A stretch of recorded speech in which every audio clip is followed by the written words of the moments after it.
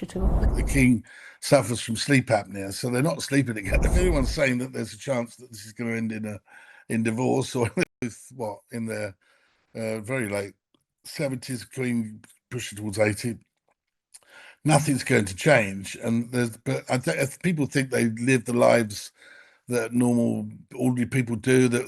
There's a reason King Charles and Queen Camilla are almost never photographed under the same roof on a weekend, and it isn't a secret feud. It comes down to sleep apnea, an old family property called Ray Mill House, and two people who have quietly lived independent lives since long before they ever married. Royal insiders, who have tracked this couple for over 20 years, say the arrangement isn't new. It's simply been hidden from public view until recently, when reporters started connecting the dots. What emerges is a portrait of a modern royal marriage held together not by constant togetherness, but by carefully guarded personal space that neither partner is willing to give up. Split holidays and lives lived apart, at least to a point. Not long ago, people would have called this shocking, but today it just seems reasonable. Sleeping in different rooms is treated as an old royal habit, and taking trips on their own is simply what suits them. It looks a bit strange from the outside, yet it clearly suits the pair, and there's no point judging it. The king deals with sleep apnea, which is the real reason the couple don't share a bed. Whoever claims this points to a coming split has it wrong. That's not where this is headed. So what's actually behind the reports that Charles and Camilla now lead almost entirely separate lives? The king suffers from sleep apnea, so they're not sleeping together. If anyone's saying that there's a chance that this is going to end in divorce, or in their very late 70s, Queen pushing towards 80, nothing's going to change. But people think they live the lives that normal, ordinary people do. Robert Jobson, a veteran royal journalist who has tracked this couple for years and first broke news of their engagement, has followed the marriage closely from the start. Much of the recent buzz began after mainstream outlets picked it up, including Dan Wakefield, once an editor at People and Us Weekly, who admitted the king and queen do keep separate holidays and separate bedrooms, but insisted that's simply what a sensible, modern marriage looks like. And Rebecca does acknowledge that this setup looks odd for people, but she says she has learned not to judge. Lives right from throughout this relationship. Remember the king recently, a story broke that he spent like 3 or 4 million quid extending her buying. Picture this. Charles is off painting by himself up in Balmoral, while Camilla is soaking up the sun in Greece. Separate breaks, separate routines, to some degree. Years back this might have raised eyebrows, but now it just reads as sensible for a marriage that works.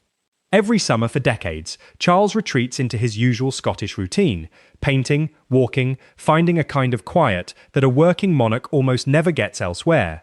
Camilla, meanwhile, heads off on her own path, spending time in Greece, the way she does every year. It's become such a normal part of their relationship that nobody blinks anymore, though it's still worth noting because it reveals something genuine about how this pairing actually functions. Charles and Camilla wed back in 2005, following one of the most closely watched courtships in recent royal memory, and 2 decades on, they still handle things their own way. Separate rooms as long-standing royal custom, separate trips simply as personal taste. The king is off painting alone in Balmoral and the queen is in Greece. Separate vacations and separate lives to some extent. Years ago, this would have been considered controversial, but now it's just sensible for a good marriage. Charles is deep into his... I know for a fact also that she doesn't really like Balmoral at all, the castle. She prefers to stay at Burke Hall.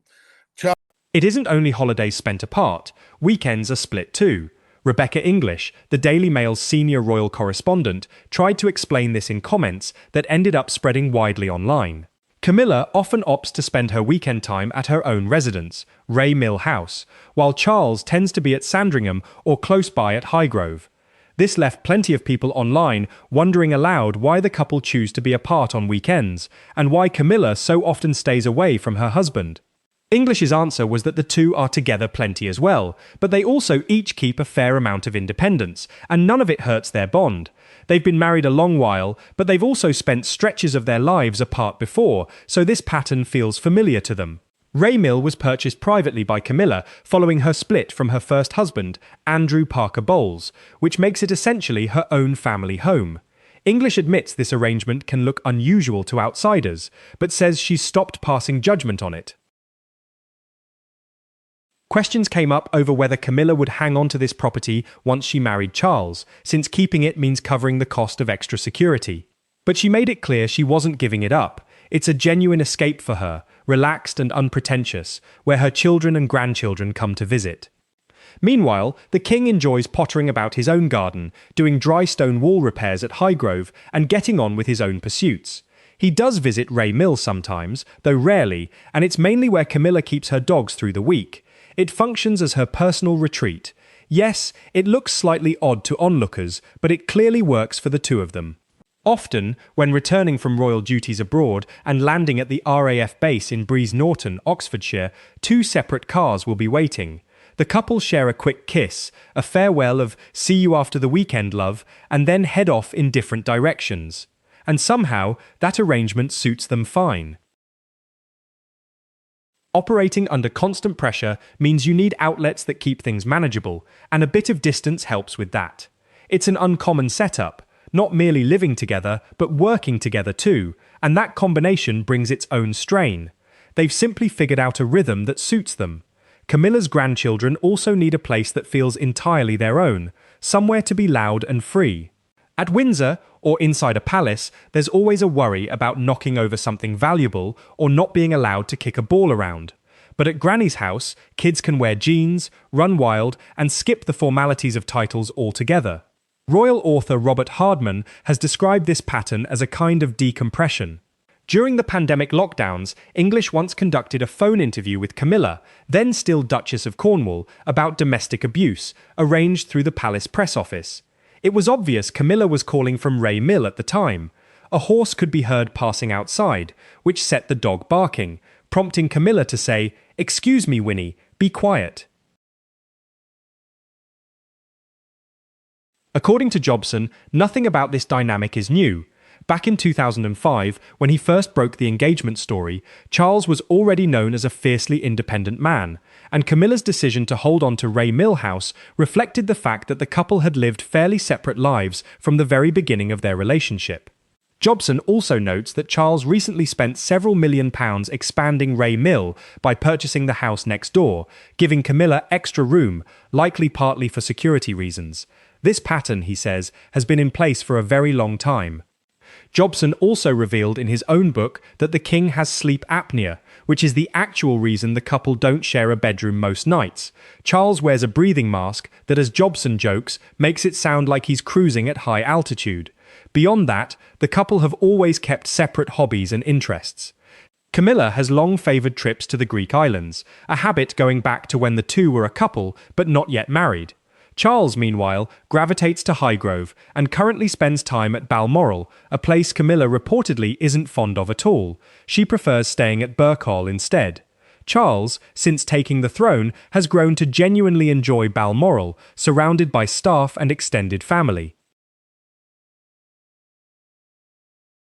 So, this setup is simply what functions for the two of them.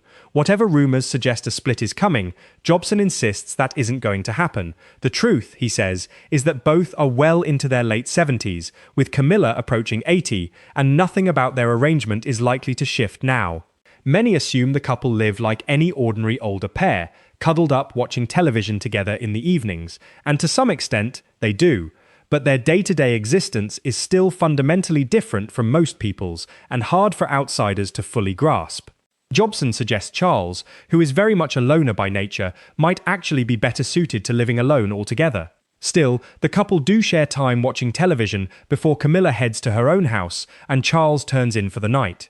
It might sound strange framed that way, and while English tends to laugh the whole thing off, Jobson maintains it isn't something ordinary people are really in a position to judge. Their world is simply too far removed from everyday life to compare.